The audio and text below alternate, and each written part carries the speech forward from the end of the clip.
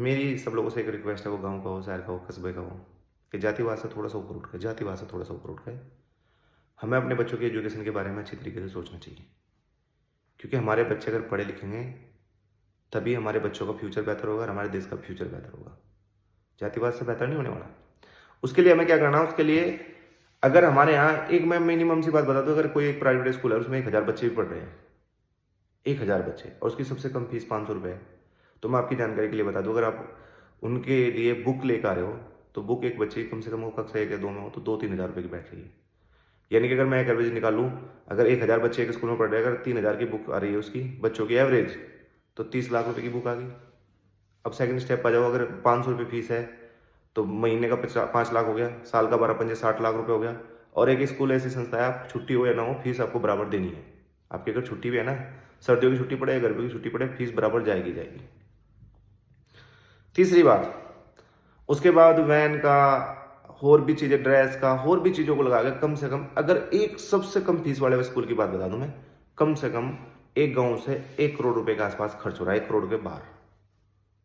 उसमें कुछ लोग बेचारे कैपेबल हैं, अधिकतर लोग नहीं वाले हैं, मतलब कैपेबल नहीं है। और ये मैं सबसे कम फीस की बात कर रहा हूँ। अगर आप डबल कर दोगे तो 2 करोड़ हो जाएगा, ट्रिपल कर दोगे 3 करोड़ हो जाएगा, अगर 1500 रुपये फीस कर दो बच्चे की 3 करोड़ हो जाएगा, 4 करोड़ हो जाएगा, ये बढ़ता चला जाएगा।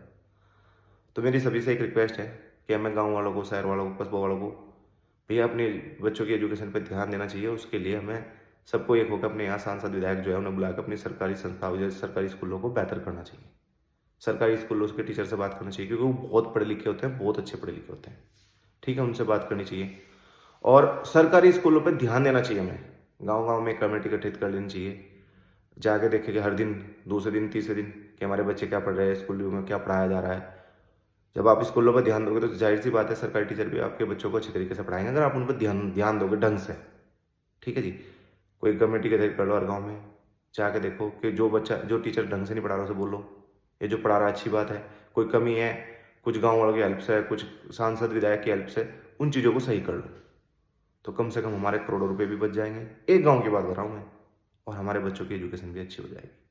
ये आप लोगों से रिक्वेस्ट है, इस पर सोच विचार करने की जरूरत है और इसे करने की भी जरूरत है। मिनिमम बात बताई मैंने, 1 करोड़ के बाहर खर्च होता है मिनिमम। मैक्सिमम को तो आप छोड़ दो, 2 करोड़ भी, 3 करोड़ भी अलग अलग है। धन्यवाद।